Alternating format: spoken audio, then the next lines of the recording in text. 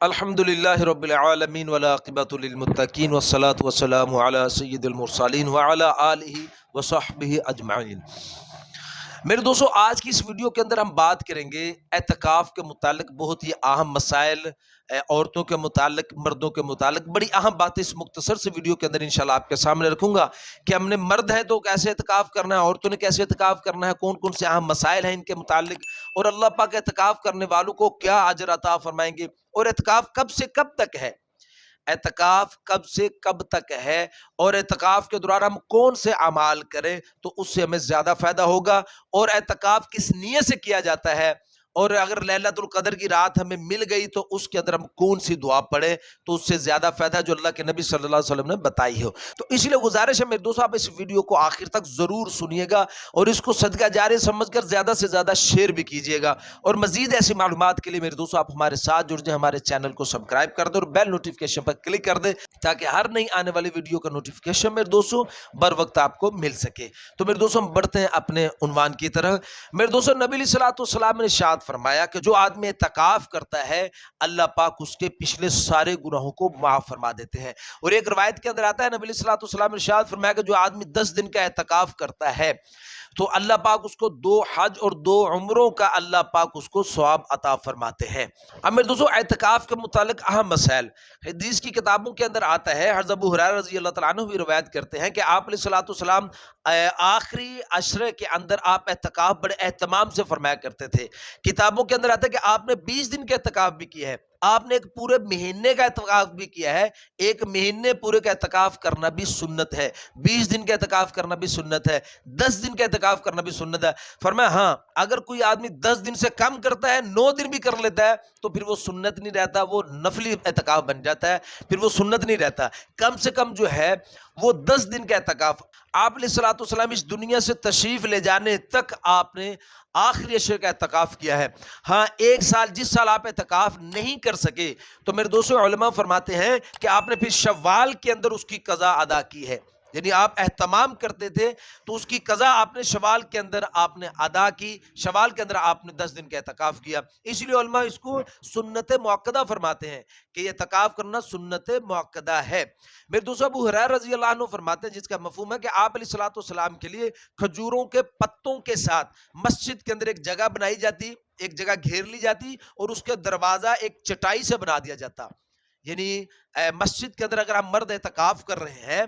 تو کسی کپڑے وغیرہ کے ساتھ یعنی اس جگہ کو گھیر لینا جہاں پہ اس نے ٹھہرنا بیٹھنا ہے، یہ بھی ایک سنت عمل ہے، یعنی ایسا کرنا سنت ہے۔ میرے دوستو، آخری عشرے کا اگر اعتکاف کرنا ہے تو اس کی جو وقت جو شروع ہوتا ہے وہ فرمایا کہ رمضان کی 20 تاریخ کو، یعنی مغرب کا وقت داخل ہونے سے پہلے پہلے، یعنی سورج غروب ہونے سے پہلے پہلے آدمی اعتکاف والی جگہ پہ داخل ہو جائے۔ مرد ہے تو مسجد میں داخل ہو جائے، عورت ہے جو اس نے جگہ مخصوص کر رکھی ہے، یعنی جہاں پہ وہ نماز وغیرہ پڑھتے ہیں، جو جگہ انہوں نے طے کر لی ہے اس جگہ پر وہ سورج غروب ہونے سے پہلے پہلے چلی جائے۔ ایک حدیث میں آتا ہے کہ نبی علیہ الصلوۃ والسلام اب صبح کی نماز پڑھنے کے لیے تشریف لے جاتے، 20 رمضان کی 20 تاریخ کو صبح کی نماز پڑھنے کے لیے تشریف لے جاتے، تو پھر آپ عید کا چاند دیکھنے کے بعد ہی وہاں سے تشریف لے کر آتے۔ اعتکاف والی جگہ سے مرد ہو کا عورت ہو، اس کے لیے اٹھنا جائز نہیں ہے، بلا عذر اگر وہ اس جگہ سے نکلے گا تو اس کا اعتکاف ختم ہو جائے گا، اس کا اعتکاف ٹوٹ جائے گا۔ ہاں، اگر مثال کے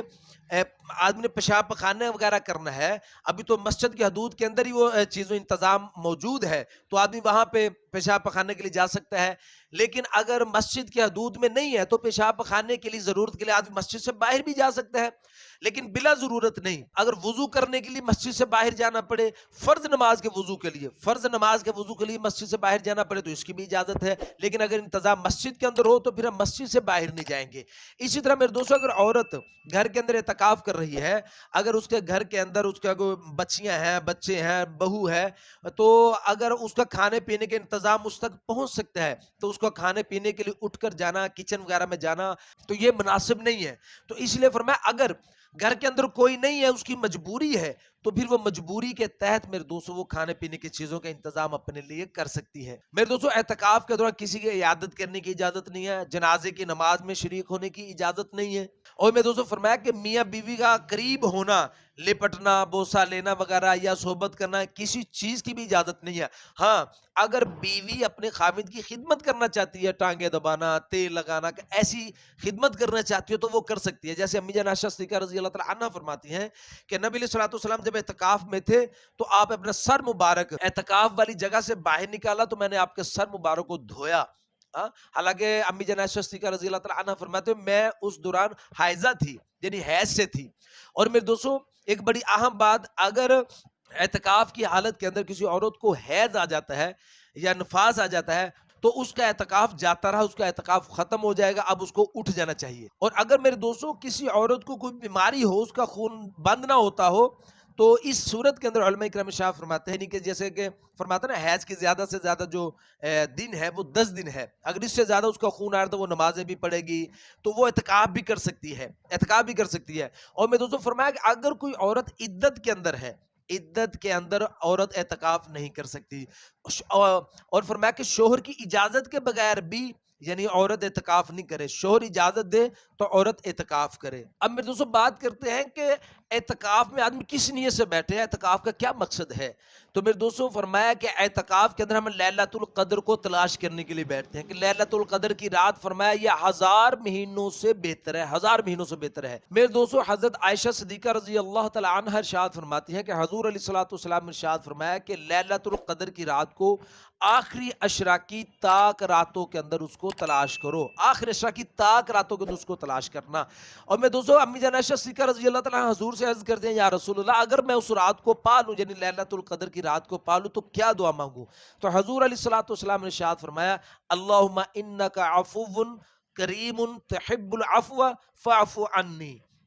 ये दुआ करना अल्लाहुम्मा इन्नका अफ़ुव्वुन करीमुन तुहिब्बुल अफ़्व फ़अफ़ु अन्नी। हुज़ूर अलैहिस्सलातु वस्सलाम ने फरमाया कि इस दुआ को कसरत से मांगो अल्लाह से। अब मेरे दोस्तों हम एतकाफ के अंदर कौन कौन से अमाल करें, फरमाया नेकी की अच्छी दीनी बातें करना, यानी दीनी अलूम का पढ़ना या पढ़ाना, कुरान शरीफ की तिलावत करना, दुरूद शरीफ का एहतमाम करना, नवाफिल का पढ़ना, वाज़ो नसीहत कर सकते हैं। फरमाया कि उस मस्जिद में एतकाफ किया जाएगा जिस मस्जिद के अंदर जमात के साथ नमाज होती हो, जमात के साथ नमाज होती हो। मैं दोस्तों बात करते हैं कि यानी एतकाफ का जो आखिरी अशरा उसका वक्त कब से कब तक है। फरमाया रमजान की 20 तारीख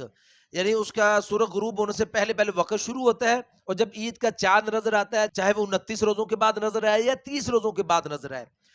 तो जब ईद का चांद नजर आता है उस वक्त तक इसका वक्त है। लेकिन मेरे दोस्तों सहाबा इकराम और ताबईन के बारे में एक बड़ी अहम बात